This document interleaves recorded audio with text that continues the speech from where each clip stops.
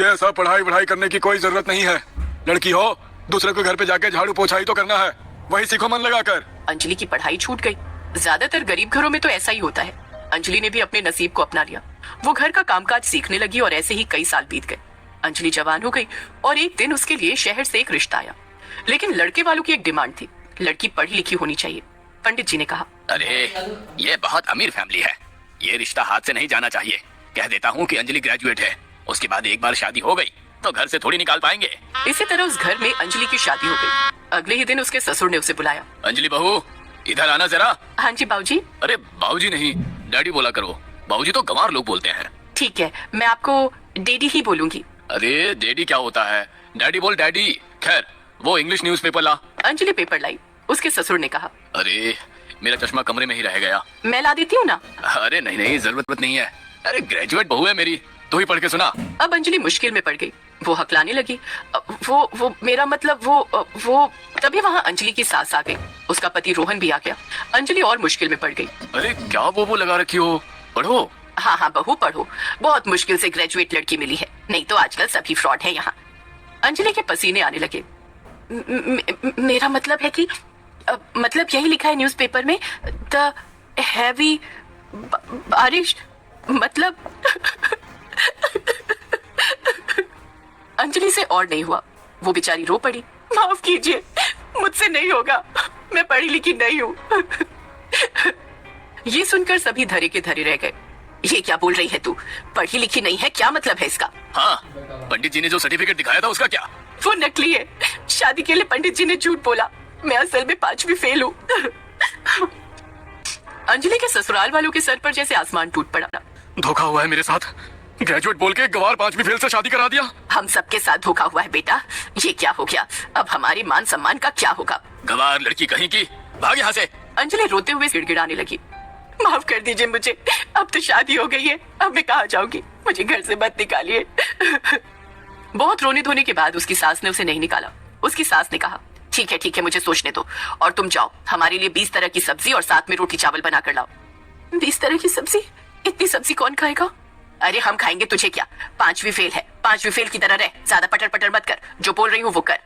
अंजलि रसोई में 20 तरह की सब्जी बनाने चली गई। रसोई में जितनी भी कच्ची सब्जियां थी, अंजलि ने उन सब की सब्जी बनाई। बनाते बनाते उसके हाथों में दर्द हो गया। वो थक गई, लेकिन तभी उसकी सास ने कहा, हो गया खाना बनाना? हाँ माँ जी हो गया। जा अब पूरे घर को साफ कर, कोना कोना चमकना चाहिए, नहीं तो तेरी खैर नहीं। लेकिन कोने में किस चीज से साफ करूंगी माँ जी? ये ले टूथब्रश, इसी से पूरा घर साफ कर। अंजलि के पास कोई चारा नहीं था, उसे अब अपनी सास की हर बात मानकर चलनी थी। वो टूथब्रश से पूरा घर साफ करने लगी। जब तक घर का कोना कोना ना चमक जाए वो काम करती रही। उसके सास ससुर और पति ने तब तक सारा खाना खाकर साफ कर दिया। अंजलि के लिए कुछ भी नहीं बचा। घर साफ करते करते शाम हो गई। भूख के मारे अंजलि का सर चकराने लगा।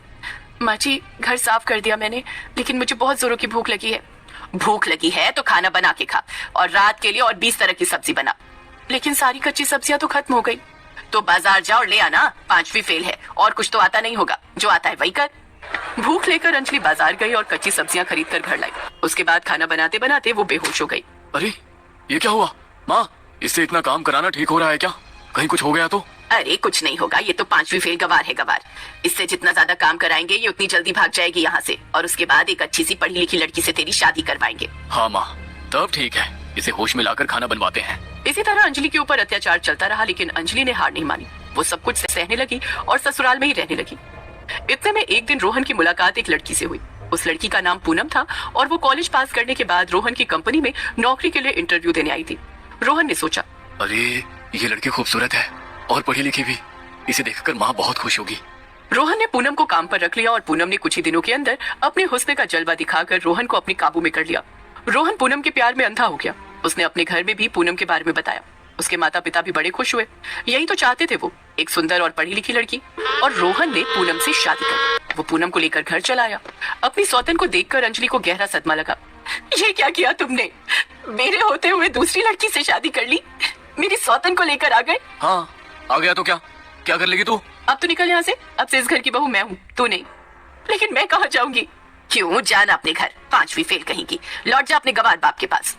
मैं केस कर दूंगी, मेरे होते हुए तुम दूसरी शादी नहीं कर सकते। हाँ कर ले केस, तूने भी नकली सर्टिफिकेट बनाकर क्राइम किया है, हमें धोखा दिया है, तू भी जेल जाएगी। अंजलि को सभी ने मिलकर घर से निकाल दिया। अंजलि अपने मायके भी वापस नहीं जा सकती थी। वैसा करने से उसी की बदनामी होती, इसीलिए वो रास्ते पर भटकने लगी और लोगों से भीख मांगने लगी। ए साहब, कुछ पैसे दे दो ना साहब, बहुत भूख लगी है। मेरे पति ने मुझे घर से निकाल दिया, कुछ पैसे दो ना। अरे जा भाग यहाँ से। तूने कुछ बुरे कर्म किए होंगे, इसीलिए निकाल दिया तुझे। अब भाग यहाँ से और हमें शांति से रहने दे। अंजलि ऐसे ही लोगों के धक्के खाती रही। जिस दिन पैसे मिलते उस दिन वो खाना खाती और बाकी के दिन भूखे पेट ही फुटपाथ पर सो भी नहीं हुई थी। उसे रास्ते पर देखकर बहुत सारे लोग बुरा भला कहने लगे। एक दिन एक बूढ़ा आदमी वहाँ से जा रहा था।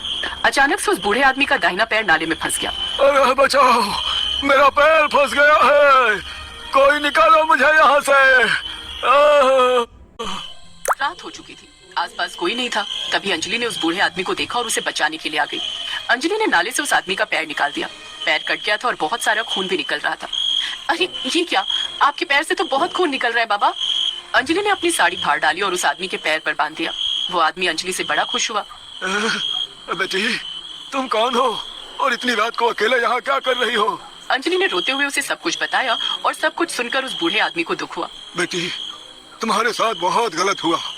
तुमने मुझे बाबा कहा है, मेरा कोई नहीं है, तुम चलो मेरे साथ। वो बूढ़ा आदमी अंजलि को अपने घर ले गया। अंजलि वहाँ रहने लगी, काम करने लगी और साथ साथ पढ़ाई भी करने लगी। वो 5वीं फेल थी, लेकिन उसमें पढ़ने की इच्छा थी। अंजलि उस उम्र में भी स्कूल में भर्ती हो गई। सभी उस पर हंसने लगे, लेकिन उसने हार नहीं मानी। स्कूल पास करके वो कॉलेज में भर्ती हुई और सरकारी नौकरी के एग्जाम में बैठकर वो सरकारी ऑफिसर बन गई। अंजलि ने असंभव को संभव कर दिखाया।